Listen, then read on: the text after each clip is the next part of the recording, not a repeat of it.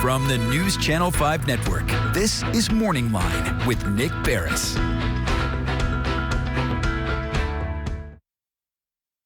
Oh, good morning, everyone. And Nick Barris here. This is a Morning Line. How are you doing on this Wednesday? I hope you're having a good morning so far. It's going to be a real hot one, so take it easy. I think weather team was saying 95, heat index, humidity's crazy out there. It's getting back up there. Hey, it's August in Tennessee, right? So it's already warm outside. Stick around, join us in the show today. As always, we're going to get the phone number up there. You'll be welcome to join in the conversation. It's something I think many of us, are watching, paying attention to, especially when it comes home to roost for us here in Tennessee. There were some elections overnight, past 24 hours in some key states, some candidates, getting in place to set the stage for the general election coming up. Some moves on things with regard to abortion in the state of Kansas. We're going to talk about that. And, if you watch TV here in Tennessee, you see nowadays, and look, I'll tell you, from the TV side of things, we're in the TV business. We have to pay for advertising. When there are contested races in politics in any state, in any local, viewing area, you're making some money because so many of these candidates are buying ads. And if you're watching TV these days, every other ad is a political ad, isn't it? And what I've noticed right off the bat is almost all of them are negative, attacking someone else, going back and forth. They're attack ads. I'm to the point now where, I'm used to attack ads. Sometimes they can be amusing to me and I'll check them out, but more often than not, I'm more interested in hearing the accomplishments of the candidate who's running as opposed to hearing them attack someone else. But I guess that crap kind of works with some of our voters out there. I don't know. Anyway, what we're going to do is talk this morning a little bit and take some takeaways from what we've seen happening in these other states. We also might touch bases on where we stand on the January 6th hearings as they continue to move forward, and how all this shapes up moving forward to the presidential election, the midterms now, and how much you read into midterms leading up to the general presidential election in, it's a little more than 3 years from now, I guess, 2.5 years. So we're going to talk about it with Professor John Weil over at MTSU. It's always good to have him join us by Zoom. I'm just blathering on over here, Professor, but what did you do last night? What were you watching? Well, I switched from about I have 3 or 4 major news stations that I switched to, and then I jumped in this morning to read the New York Times and the Washington Post and the Tennessean, and it was quite a night. And of course, tomorrow we're going to be having elections in Tennessee, so we're going to get. I don't know that they're going to get as much coverage, but we're going to get our moment in the sun as well. Well, that's right, exactly, tomorrow. And what makes a lot of these races interesting is these are kind of like the primaries, if you will, where it's going to set up what candidates running for each party come the general election, down the road, correct? Yes. And yeah. One thing to remember, particularly in the Republican Party, there are a number of candidates that have won that have Trump's support, but they haven't won the general election, right. At least not yet. What they have won is the right to oppose a Democratic candidate, and that candidate may be very anti-Trump, and in some cases, the Democrats may have been supporting the Trump candidate, thinking they'll have a better chance of defeating them later. That's interesting. We can just talk about that phenomenon that's basically, I think, surfaced maybe just last few years, where you've seen Democrats do it, and I've seen in some cases Republicans have tried to do that, where during these primaries they intentionally register to vote for a candidate they don't support, but they do so thinking that candidate they'll vote for will get in there, and then their candidate will win in the general election. And that can be a risky proposition, can't it? It can. It's not a new phenomenon. One of the first elections in which I voted, presidential elections, was in 1972, and I didn't do it, but I had Republican friends who would vote Democratic, vote for George McGovern because, as they correctly predicted, he would not be a very strong candidate. Well, so that's why you can't read too much into a lot of this, but there are some interesting takeaways. Again, trying to get a handle on, the grasp former President Trump has on the Republican Party, which I think is still significant. And you have several of the candidates that he endorsed, I suppose, doing well. There have been a few that have lost. What is your takeaway from what we saw? I know Arizona people have been watching closely. What's really interesting to me to some degree is that race for governor there, where one candidate is someone that the former president supported, and now the former vice president is supporting the other. And it's a lot closer than people thought. They thought the former news anchor there who was running had a big lead, but now they're saying it's a very close race.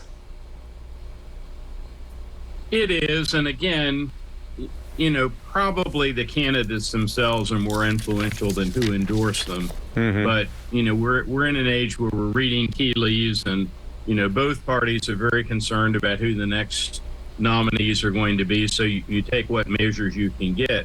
I think probably the most interesting, the one race that got talked about the most last night was not actually a race, but it was a referendum in Kansas where voters apparently fairly overwhelmingly decided that the state constitution did protect the right.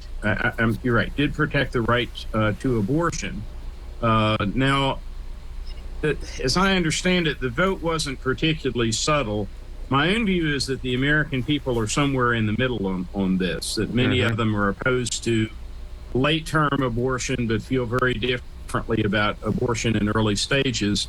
And I think Republicans sometimes have shot themselves in the foot by, standing by the most extreme cases that seem to epitomize just doesn't come across very well to the voters. Yeah, I mean, Kansas is what? It's excuse conservative?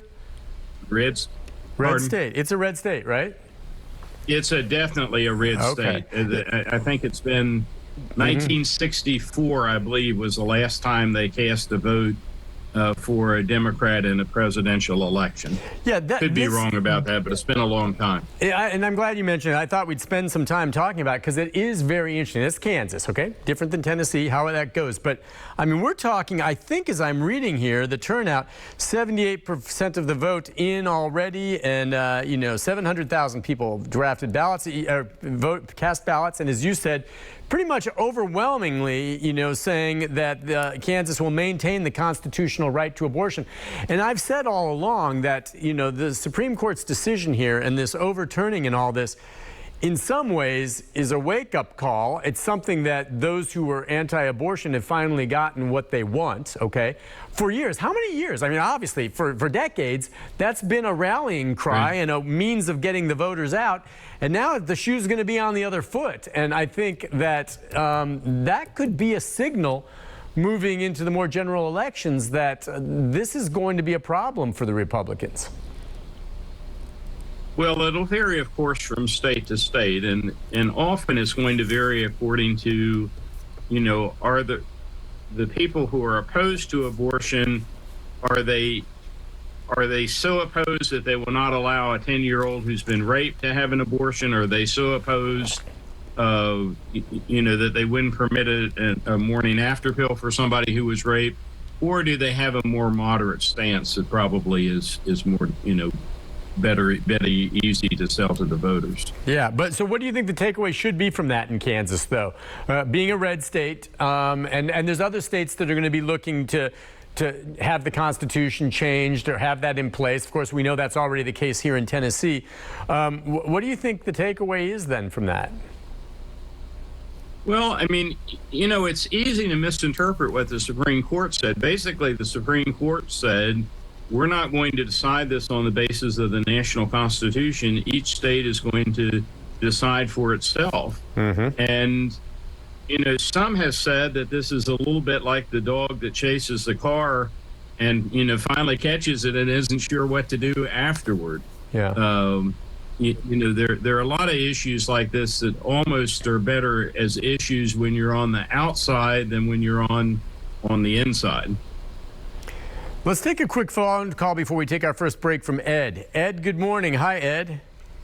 Hey, good morning.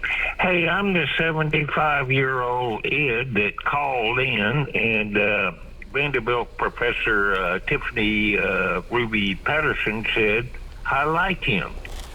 Well, the reason she liked me was I simply told the truth. Now, I think we need some clarification here. who dressed up in a Confederate Army uniform to celebrate Old South days when he was a student at Auburn University. Well, that was Bill Lee. I know, Ed, but what does that have to do with what we're talking about right now? Well, I'm going there. Okay, we'll get there. Because you've said that before. I've heard that before. Well, give me something new. Give me something new, Ed. Never mind. Okay, I mean, I want something new from Ed. It's the same old song from him. Let's go on next to James. James, good morning. What's on your mind, James? Dude, this abortion law is crazy. This is the most upside-down, foolish thing we've ever done in our life. The best thing to do right now is go to a 5-week. At 5 weeks, if you've made your mind up, you can take that pill. Anytime between the time of rape, I don't give a damn how old you are, if you were raped, you have the right to the pill for 5 weeks. So what's your point? Do you think then that the Supreme Court's decision is not going to be a big issue moving forward because of that? Or what do you think? Yes, I do. I think the voters of America need to come together and vote a woman's rights bill. Not just this issue, all of them across the board. This is BS. Has there been some talk along those lines? I mean, let's face it. We know there are a great many women who supported, or were anti-abortion, and they were part of this. But a lot of people say it's telling us what to do with our bodies. And I wonder if there's going to be a movement along those lines, Professor Weil. Well, one of the interesting things is within last year or two, the 38th state finally ratified the Equal Rights Amendment. Now there's debate, most people, or the consensus so far seems to be that it came too late. It was after the deadline, and it doesn't count. But there's still debate as to whether, if the Equal Rights Amendment had been adopted, if that necessarily would have provided for the right of abortion or not. All right, on that note, we've got a lot more to touch on that, as well as take more phone calls. The lines are open. You want to talk about politics moving forward, what we saw over the past 24 hours, Wilma and others. Stay on hold. We'll get back and continue our conversation with Professor Weil right after this. Stay with us.